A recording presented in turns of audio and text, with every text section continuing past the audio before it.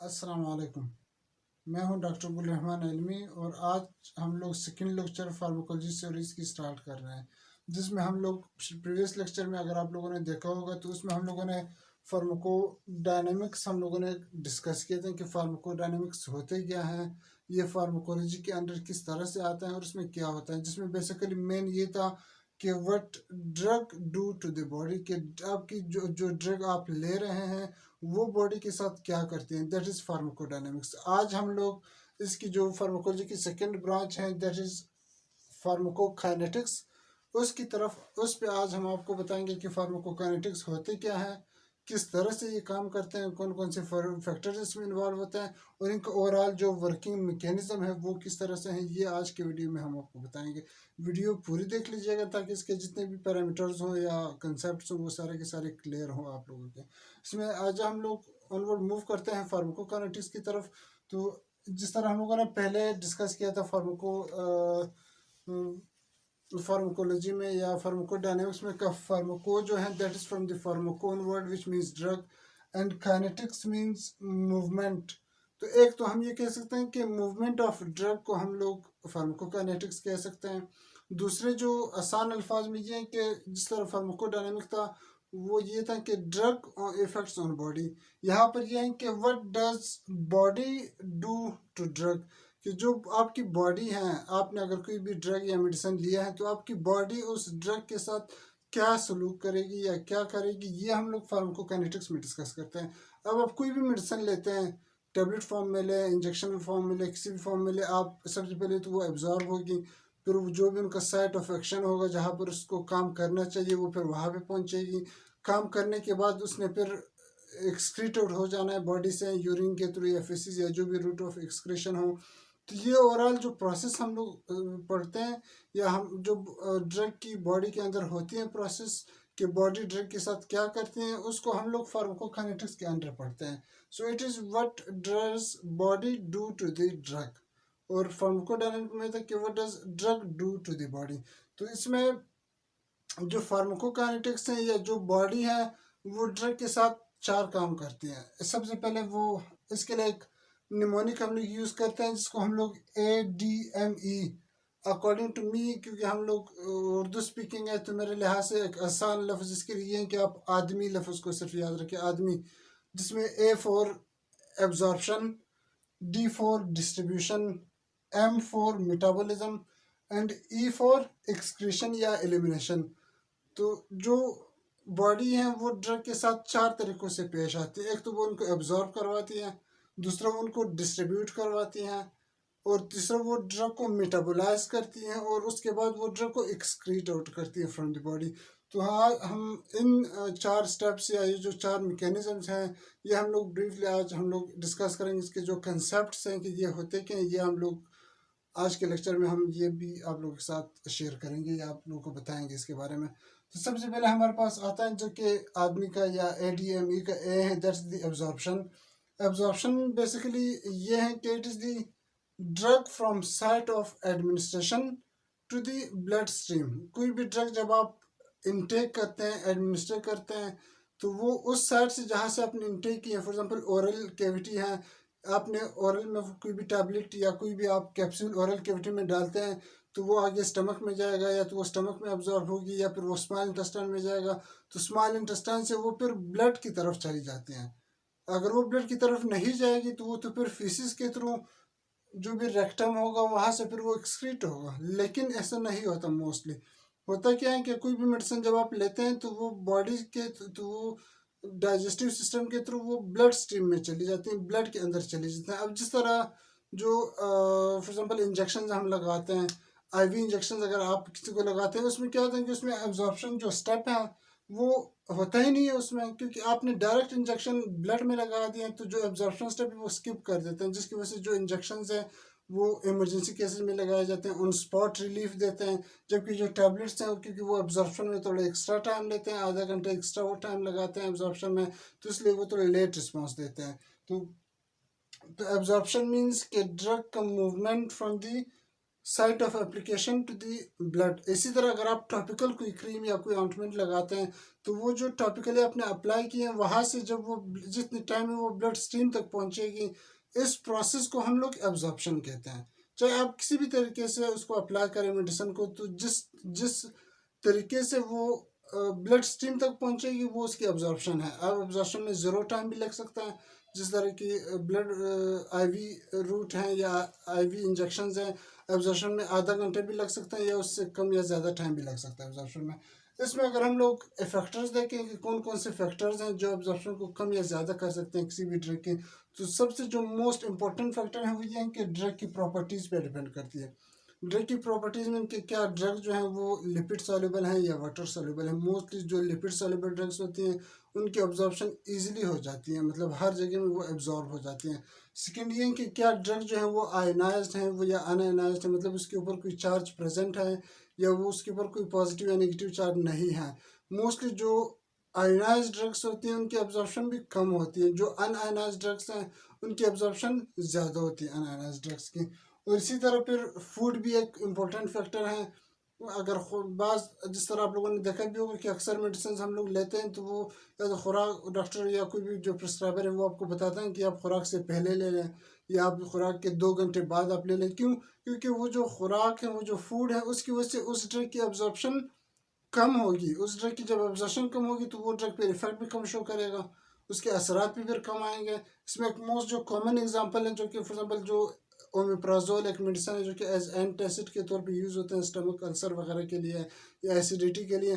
अब इस ओमेप्राजोल जो है वो खुराक के साथ अगर आप लेते हैं तो उससे उसकी डीनेचुरेशन या प्री मैच्योर्ड एक्टिवेशन स्टार्ट हो जाती है स्टमक के अंदर, जिसकी वजह से इनकी एब्जॉर्प्शन रेट या बायोलेबिलिटी जो है वो डिक्रीज हो जाती है।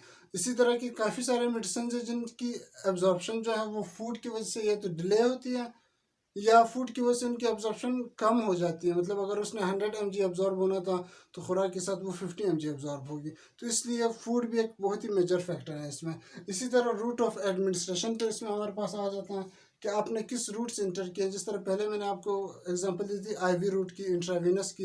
इंट्रावीनस में क्या है कि रूट ऑफ जो एब्जॉर्प्शन है उसमें ज़ीरो टाइम लगता है, डायरेक्टली आप ब्लड स्ट्रीम में कोई भी जो मेडिसिन है वो लगवाते हैं। इसी तरह जो IM इंजेक्शन है इंट्रामस्कुलर, उसमें 3 to 5 मिनट्स लगते हैं एब्जॉर्प्शन में कि वो ब्लड स्ट्रीम में जाए। इसी तरह जो आप ओरली टैबलेट्स लेते हैं उसमें तकरीबन मोर देन 30 मिनट्स मोस्टली लगते हैं, क्योंकि उसने 2-3 स्टेप्स क्रॉस करने होते हैं कि वो एब्जॉर्ब हो जाए ब्लड स्ट्रीम में जाए।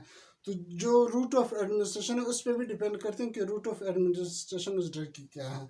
और इसी तरह डिजीज़ कंडीशन पे भी डिपेंड करती हैं, क्योंकि जो फॉर एग्जांपल अगर आप ओरली कोई चीज़ ले रहे हैं और आपके स्टमक या स्मॉल इंटेस्टाइन ही डैमेज हुआ है पहले से, वहाँ पे जो एब्जॉर्प्शन सेल्स हैं जो आपके ड्रग को एब्जॉर्ब करवाएगी वो भी अगर डैमेज है डिजीज़ की वजह से, तो उससे फिर क्या होगा कि आपकी जो ड्रग है वो फिर एब्जॉर्ब नहीं होगी, जिससे एट द लीस्ट अगेन फिर एब्जॉर्प्शन डिस्टर्ब होगा।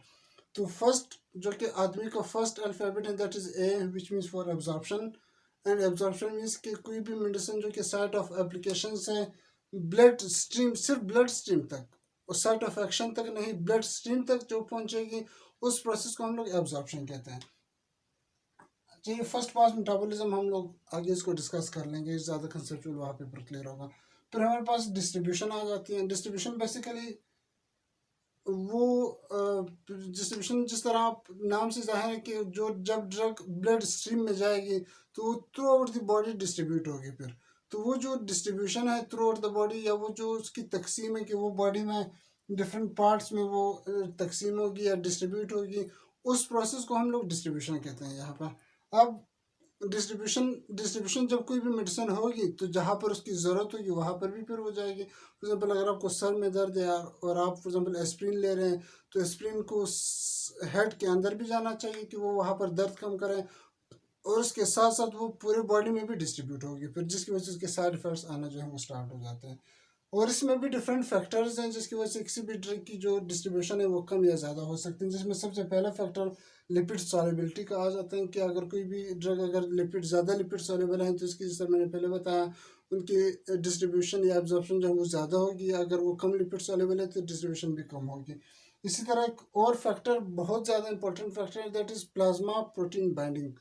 प्लाज्मा मींस ब्लड या ब्लड के अंदर जो प्रोटीन्स प्रेजेंट हैं उनको हम लोग या ब्लड के प्लाज्मा पार्ट में जो प्रोटीन्स प्रेजेंट है उन प्रोटीन्स को हम लोग प्लाज्मा प्रोटीन्स कहते हैं, जिसमें मोस्ट कॉमन एग्जांपल्स ग्लोबुलिन और एल्बुमिन की आती है जो कि ब्लड में प्रेजेंट है। और जब आप कोई भी ड्रग लेते हैं तो वो जो ड्रग होती है या वो जो मेडिसिन होती है वो ब्लड के अंदर जाके एग्जाम्पल ये प्रोटीन्स ब्लड के अंदर अगर घूम रहे हैं तो इसके साथ जो है वो ड्रग भी इसके साथ अटैच हो जाते हैं। जब ड्रग्स के साथ अटैच होंगे तो वो तो साइड ऑफ एक्शन तक नहीं पहुंचेंगे।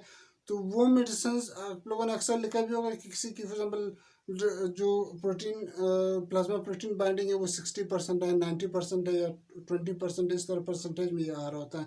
जो अगर किसी जितनी ड्रग की ये जो प्लाज्मा प्रोटीन बाइंडिंग जितनी ज़्यादा होगी उतनी ही इसकी डिस्ट्रीब्यूशन कम होगी, और जब डिस्ट्रीब्यूशन कम होगी तो इन पे इफेक्ट भी फिर कम आएगा।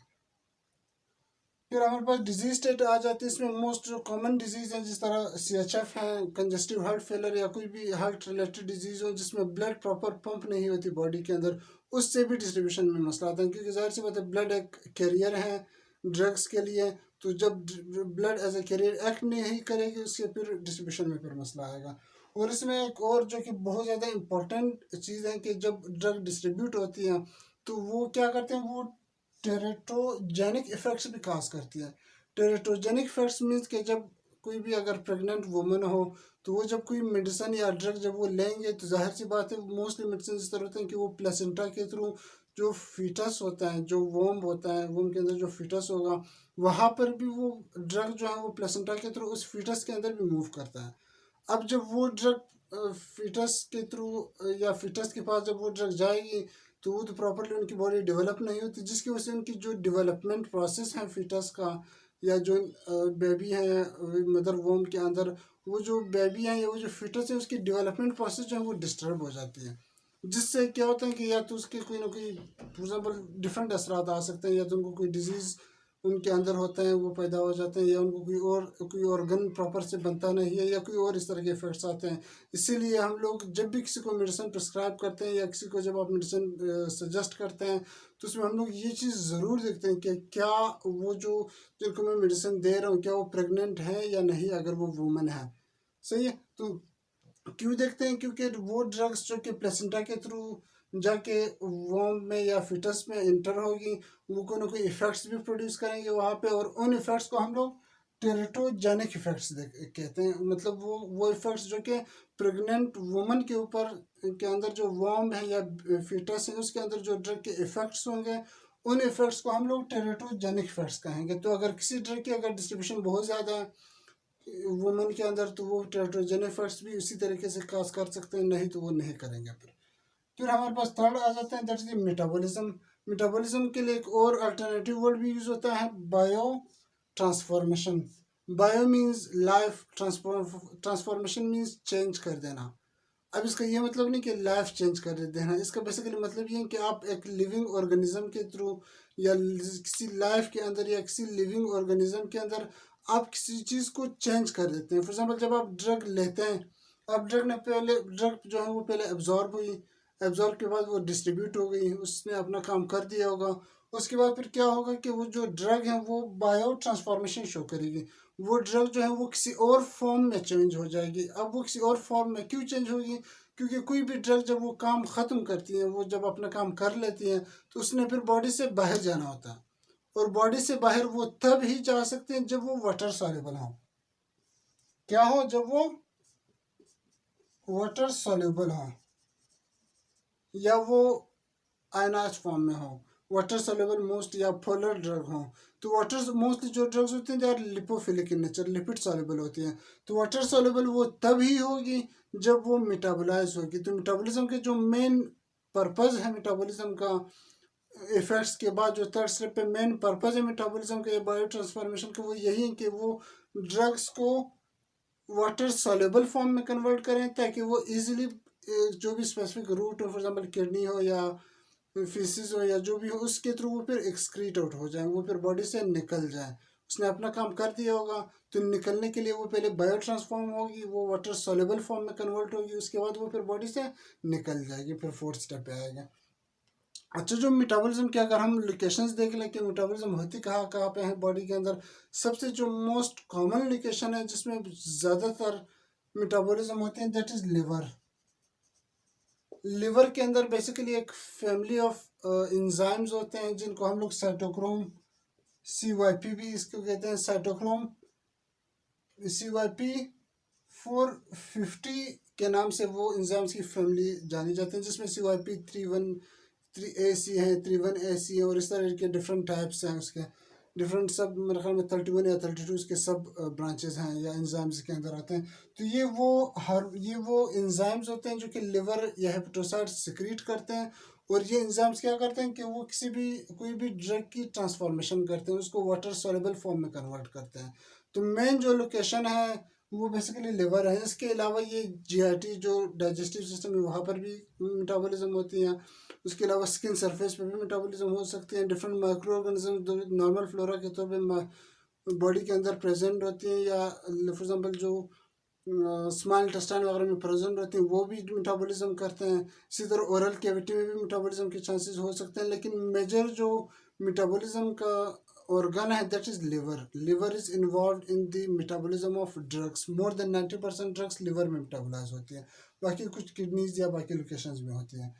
उसके बाद फिर अब इसका पर्पस क्या है मेटाबॉलिज्म का, वो जैसा मैंने पहले आपको बताया कि इसका पर्पस बेसिकली क्या है कि किसी भी ड्रग को वाटर सॉल्युबल बनाना। वाटर सॉल्युबल क्यों बनाएगी, ताकि वो ड्रग फिर एक्सक्रीट आउट हो जाए। वो वाटर सॉल्युबल होगी तो वो एक्सक्रीट होगी, नहीं तो वो एक्सक्रीशन शो नहीं करेगी। अब एक्सक्रीशन मीन्स बाद लोग इस ई को एलिमिनेशन भी लिखते हैं, लेकिन अकॉर्डिंग टू मी या according to mostly research articles it's excretion.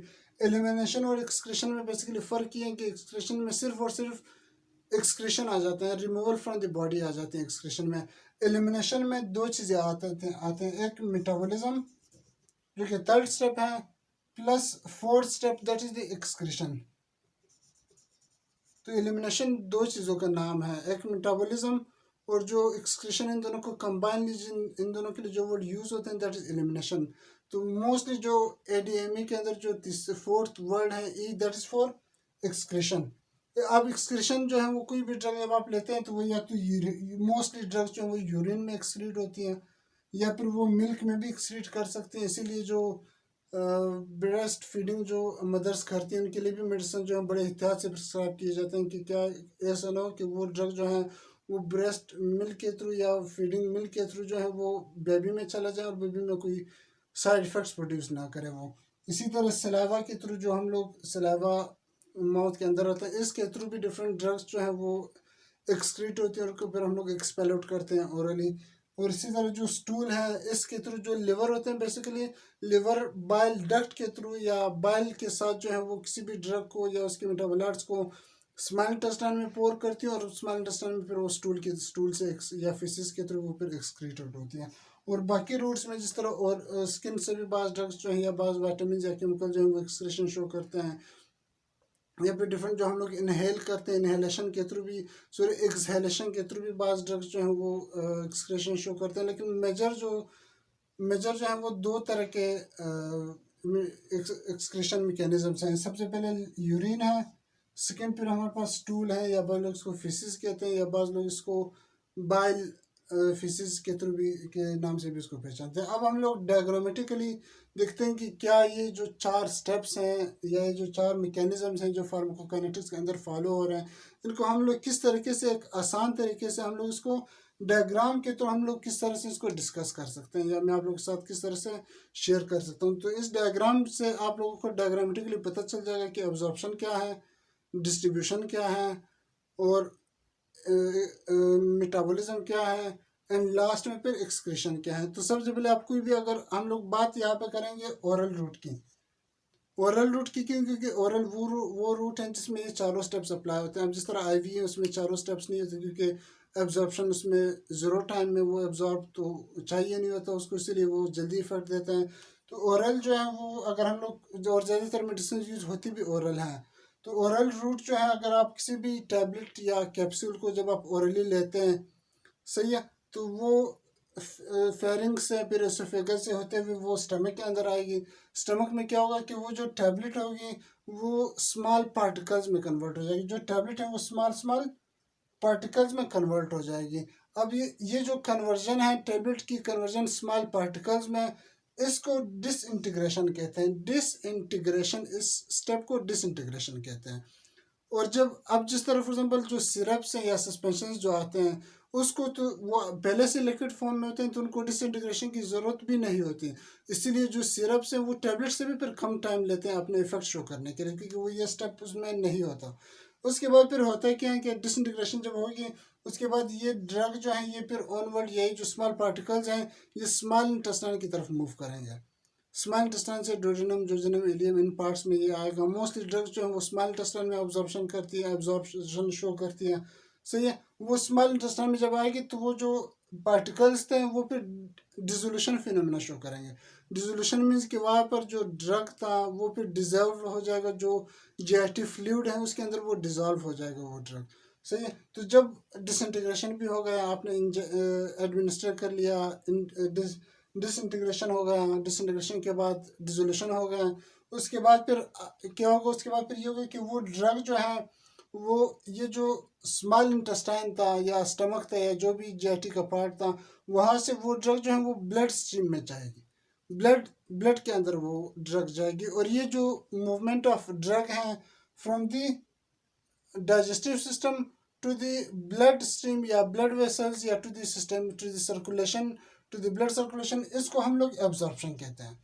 जिस तरह मैंने पहले भी बताया कि आप फॉर एग्जांपल आपने एडमिनिस्टर किया स्मॉल इंटेस्टाइन या स्टमक से कोई भी ड्रग अगर ब्लड के अंदर जाती है उस प्रोसेस को हम लोग एब्जॉर्प्शन कहते हैं, जिसके लिए डिफरेंट टाइप ऑफ ट्रांसपोर्टर्स उनको रिक्वायर्ड होते हैं अक्सर मेडिसिन को, कि वो किसी चीज़ के थ्रू ट्रांसपोर्ट होकर जाता है। अब ये मोस्टली होता है कि ये पोर्टल सर्कुलेशन या जो हिपैटिक सर्कुलेशन होते हैं, जो लिवर सर्कुलेशन होते हैं, उसके अंदर ड्रग जो है वो एब्जॉर्ब हो जाती है। अब कुछ ड्रग्स क्या होते हैं कि ये लिवर में जाएंगे, लिवर से फिर ये क्या होगा कि ये बगैर मेटाबोलाइज किए अच्छा अगर यहाँ पर ये मेटाबॉलिज्म अगर शो करते हैं, जैसे मैंने आपको कहा कि यहाँ पर एक फर्स्ट पास मेटाबॉलिज्म या बाद उसको फर्स्ट पास इफेक्ट भी कहते हैं, अगर वो लिवर में बॉडी में जाने से पहले अगर वो फौरन ऑब्जॉर्प्शन के बाद वो मेटाबॉलिज्म शो करते हैं या वो अपने फॉर्म जो है वो चेंज कर लेते हैं, तो उस प्रोसेस को हम लोग फर्स्ट पास इफेक्ट कहते हैं। अगर मेटाबॉलिज्म के फ़ौरन बाद ये आसान ज़्यादा बेहतर है कि आप इस तरह से समझे इसको कि डिस्ट्रीब्यूशन से पहले मतलब साइट ऑफ एक्शन पे जाने से पहले अगर कोई भी ड्रग मेटाबोलाइज होगी, सही है, डिस्ट्रीब्यूशन से पहले अगर मेटाबॉलिज्म होगा किसी भी ड्रग का तो उस मेटाबॉलिज्म को हम लोग फर्स्ट पास मेटाबॉलिज्म या फर्स्ट पास इफेक्ट कहते हैं उसको। अब इसके एडवांटेज भी हो सकते हैं, डिसएडवांटेज भी हो सकते हैं। वो ड्रग्स जो कि एक्टिव फॉर्म में होंगे वो जब फर्स्ट पास इफेक्ट शो करेंगे तो वो तो इनएक्टिव फॉर्म में कन्वर्ट हो जाएंगे, जिन और उन ड्रग्स के लिए ये नुकसानदा है। और वो ड्रग्स जो कि इनएक्टिव फॉर्म में है, जिस तरह फॉर एग्जांपल एल डोपा है जो कि लिवोडोपा में कन्वर्ट होते हैं, या और इस तरह के ओमिप्राजोल हैं जो कि आगे ऑनवर्ड इस ओमिप्राजोल वगैरह में कन्वर्ट होते हैं, या और इस तरह की जो ड्रग्स हैं, सही, तो वो ड्रग्स जो कि पहले इनएक्टिव फॉर्म में होंगे और मेटाबॉलिज्म के बाद वो एक्टिव फॉर्म में होंगे उनके लिए तो ये फ़ायदा है। लेकिन वो ड्रग्स जो पहले एक्टिव फॉर्म में थे और जब वो फर्स्ट पास इफेक्ट शो करेंगे तो काम करने से पहले ही वो इनएक्टिव फॉर्म में कन्वर्ट हो जाएंगे, उनके लिए ये मसला होता है बेसिकली। और मोस्टली ड्रग्स जो हैं वो इस तरह होते हैं जो कि पहले एक्टिव होते हैं, जब वो मेटाबॉल फर्स्ट पास इफेक्ट जब शो करते हैं तो वो फिर इनएक्टिव हो जाते हैं। तो ये काफ़ी एक बहुत ही कंसर्न पॉइंट है जब आप ड्रग किसी भी पेशेंट के लिए सिलेक्ट करते हैं कि वो drug first pass effect show करेगी या नहीं करेगी। और ये जो फर्स्ट पास इफेक्ट है ये सिर्फ और सिर्फ ओरल रूट में होते हैं और किसी भी रूट में नहीं होते, सिर्फ ओरल रूट में थे। इसलिए वो ड्रग्स जो कि बहुत ज़्यादा extensively first pass effect show करते हैं उनकी फिर हम लोग रूट चेंज करवा देते हैं उनको, या तो फिर हम लोग इंजेक्शन के थ्रू लगवाते हैं या फिर हम लोग उनको टॉपिकल लगवा देते हैं या कोई और रूट हम लोग अप्लाई करवा देते हैं। तो फर्स्ट पास इफेक्ट वो मेटाबॉलिज्म जो कि डिस्ट्रीब्यूशन से पहले अगर मेटाबॉलिज्म होगी किसी भी ड्रग की, उस मेटाबॉलिज्म को हम लोग फर्स्ट पास मेटाबॉलिज्म कहते हैं। सही है, अच्छा यहाँ पर जो अब उसके बाद फिर क्या होगा कि यहाँ पर फॉर एग्जाम्पल वो एब्जॉर्प्शन तो हो गई, वो ड्रग बेशक मेटाबॉलिज्म शो करें या ना करें या फर्स्ट पास इफेक्ट शो करें या ना करें, वो फिर लिवर से होते हुए वो सिस्टमिक सर्कुलेशन में इंटर हो जाती है। जो सिस्टमिक सर्कुलेशन में जो कि ओवरऑल बॉडी की जो सर्कुलेशन है उसके अंदर वो इंटर हो जाते हैं। जब वो सिस्टमिक सर्कुलेशन में इंटर होगी तो वहाँ पर फिर वो आर्टरीज में जाएगी और आर्टरी से फिर कैपिलरीज के थ्रू वो डिफ्यूज़ होकर जो भी बॉडी के टिश्यूज़ होंगे वहाँ पर वो डिस्ट्रीब्यूट होगी। फॉर एग्जांपल वो ब्रेन में भी जाएगी, वो हार्ट में भी जाएगी, वो किडनीज में भी जाएगी, वो डिफरेंट जो लोअर बॉडी पार्ट्स हैं वहाँ पर भी वो जाएगी, और जितने भी बॉडी ऑर्गन्स है सारों में डिस्ट्रीब्यूट हो सकती हैं, और जहाँ पर उनकी ज़रूरत होगी, जहाँ पर उनकी रिक्वायरमेंट होगी, वहाँ पर भी वो चली जाएगी। और ये जो इस स्टेप को हम लोग डिस्ट्रीब्यूशन कहते हैं। पहला क्या था, एब्जॉर्प्शन था। अब क्या है कि वो पूरी बॉडी में जब डिस्ट्रीब्यूट होगी, जब तकसीम होगी पूरी बॉडी में, इस स्टेप को हम लोग डिस्ट्रीब्यूशन कहते हैं, कि वो ब्लड स्ट्रीम से टिश्यूज़ के अंदर डिस्ट्रीब्यूट हो रही है। अब ड्रग क्या करते हैं कि यहाँ पर फॉर एग्जाम्पल के तौर पर, फॉर एग्जाम्पल ये स्टमक है, या फॉर एग्जाम्पल ये किडनीज हैं, या फॉर एग्जाम्पल ये ब्रेन है, कोई भी ऑर्गन है, सही है। यहाँ पर इन टिश्यूज में ड्रग आया और उसने अपना काम कर दिया। फिर उसके बाद क्या होगा कि वो ड्रग जो है वो दोबारा वहाँ से एक्सक्रीट आउट हो जाती है उस ऑर्गन से, और वो दोबारा से ब्लड स्ट्रीम के अंदर आ जाती है, तो दोबारा से सिस्टमिक सर्कुलेशन में आ जाती है। जब वो दोबारा सिस्टमिक सर्कुलेशन में आएगी तो वो सिस्टमिक सर्कुलेशन लिवर से पास होते हुए ड्रग को लिवर के पास ले आएगी। यहाँ पर लिवर के पास ड्रग को ले आएगी कि ये मैं लेके गया था, अब मैं दोबारा इसको ले आया हूँ। लिवर पर क्या करेगा, लिवर पर उसको मेटाबोलाइज करेगा। अब यहाँ पर क्या है कि जो डिस्ट्रीब्यूशन से पहले जो मेटाबॉलिज्म था वो फर्स्ट पास मेटाबॉलिज्म था, जिसको जो कि नुकसानदेह था मोस्टली ड्रग्स के लिए। क्यों? क्योंकि वो काम करने से पहले वो इनएक्टिव हो जाते थे। लेकिन यहाँ पर जब वो डिस्ट्रीब्यूशन के बाद अगर मेटाबॉलिज्म होती है तो उसके लिए फिर हम लोग वर्ड मेटाबॉलिज्म यूज़ करते हैं, वो फर्स्ट पास मेटाबॉलिज्म नहीं है। आई होप इंशाल्लाह ये आप लोगों को क्लियर हो चुका होगा कि फर्स्ट पास मेटाबॉलिज्म और मेटाबॉलिज्म 100% डिफरेंट चीज़ है, सही है। तो थर्ड स्टेप पर हमारे पास मेटाबॉलिज्म है कि जब वो डिस्ट्रीब्यूशन से पहले जब वो वापस आएगी वो फिर मेटाबोलाइज हो जाएगी ड्रग लिवर के अंदर, जिसमें हमने कहा था कि डिफरेंट CYP450 इंजाइम्स होते हैं, जो कि एक इंजाइम्स की फैमिली है जो लिवर के अंदर होते हैं हेपेटोसाइट्स में या लिवर के सेल्स में, और वो इंजाइम्स ड्रग को मेटाबोलाइज करते हैं। और मेटाबोलाइज क्यों करेगी? ताकि वो उसको वाटर सोल्यूबल फॉर्म में कन्वर्ट करें, और वो ड्रग जब वाटर सोल्यूबल फॉर्म में कन्वर्ट होगी तो वो ड्रग फिर किडनीज के थ्रू वो फिर एक्सक्रीट होगी, यूरिन के थ्रू एक्सक्रीट होगी किडनीज के ज़रिए से, या फिर वो फीसिस में भी एक्सक्रीट हो सकती है, या किसी भी और रूट से, जो भी उसका रिस्पेक्टिव रूट है वहाँ से फिर वो एक्सक्रीट हो जाएगी। तो ये थी ओवरऑल हमारी फार्माकोकाइनेटिक्स